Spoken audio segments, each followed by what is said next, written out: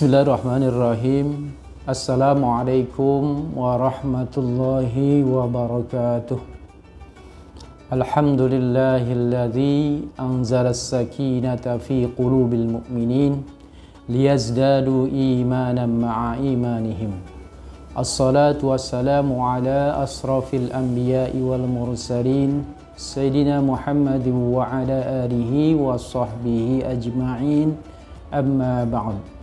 فقال الله تعالى في القرآن الكريم أعوذ بالله من الشيطان الرجيم يا أيها الذين آمنوا كتب عليكم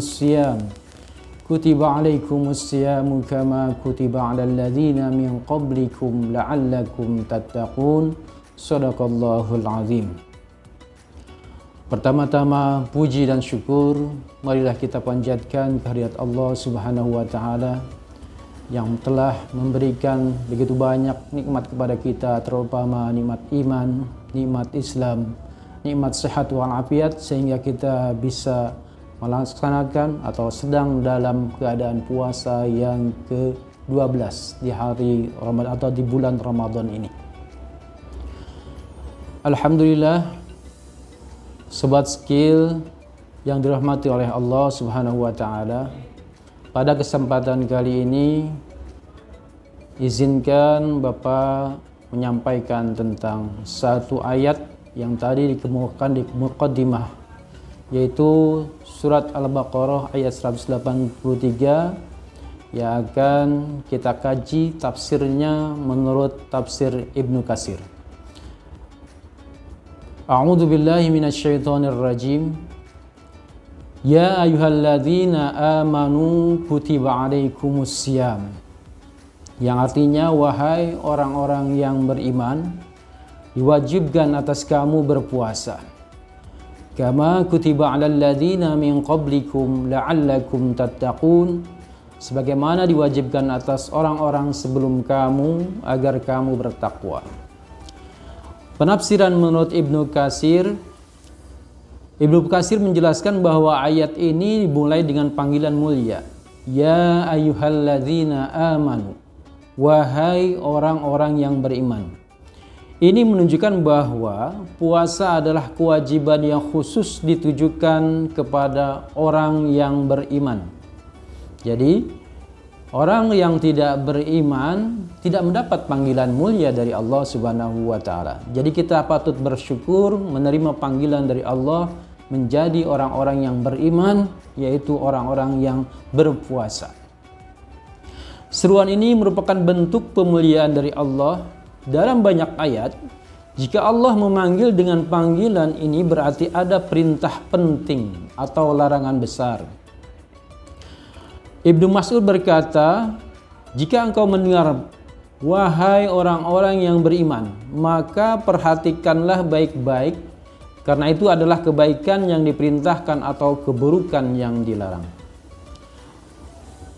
Yang kedua, makna kutiba alaikumussyam. Kata kutiba berarti diwajibkan atau dipardukan. Menurut Ibnu Katsir, puasa Ramadan diwajibkan pada tahun kedua Hijriyah. Awalnya terdapat beberapa tahapan dalam kewajiban puasa sebagaimana dijelaskan dalam ayat-ayat berikutnya. Jadi puasa menjadi salah satu rukun Islam yang utama.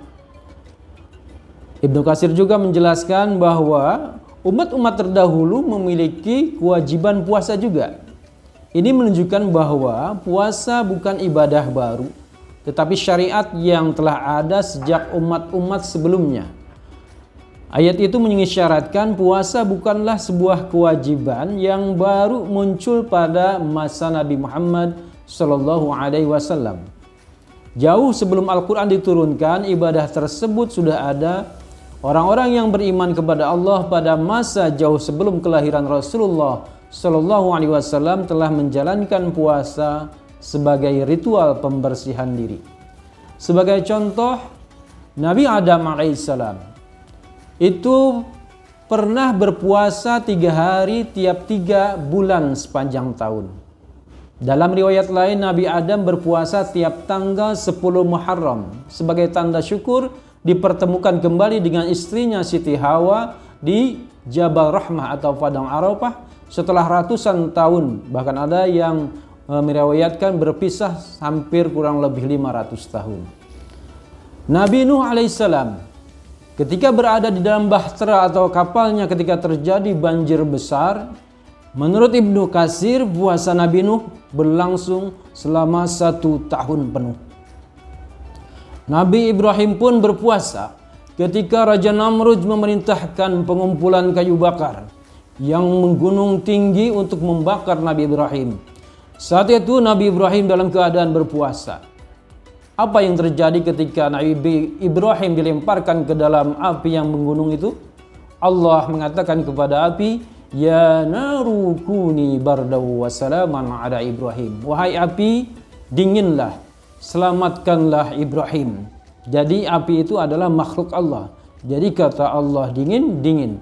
Ini adalah maha kuasanya Allah dan kun fayakunnya Allah. Nabi Musa alaihi salam pun berpuasa ketika bermunajat kepada Allah di Gunung Tursina selama 40 hari. Begitupun dengan nabi-nabi yang lain juga melakukan puasa. Jadi puasa juga menjadi penghibur atau penguat bahwa kewajiban ini bukan hanya untuk umat Nabi Muhammad SAW saja. Sebagian ahli tafsir menyebutkan bahwa bentuk puasa mereka berbeda, namun prinsip menahan diri tetap ada. Yang keempat, tujuan puasa adalah la'allakum tattaqun. Inilah inti dari ayat surat Al-Baqarah ayat 183 ini. Menurut Ibnu Katsir, menafsirkan tujuan puasa adalah melatih diri untuk meninggalkan hal-hal yang halal.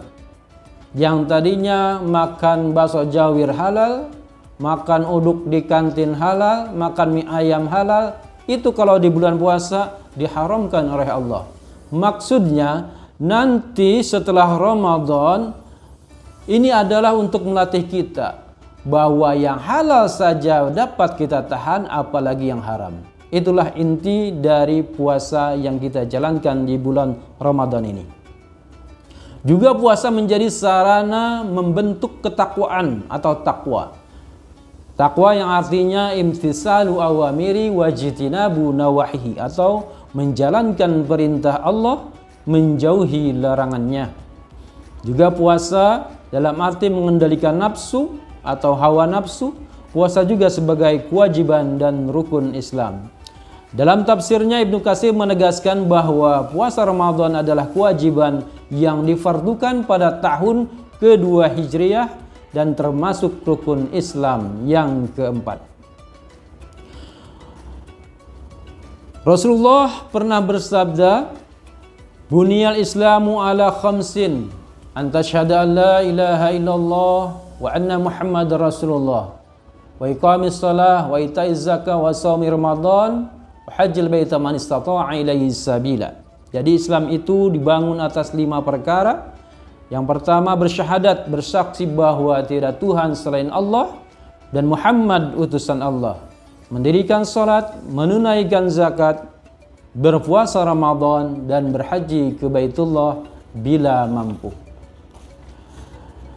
Ibnu Katsir juga menjelaskan bahwa tujuan utama puasa adalah la'allakum tattaqun, agar kamu bertakwa. Jadi puasa melatih meninggalkan yang halal demi Allah sehingga lebih mampu meninggalkan yang haram.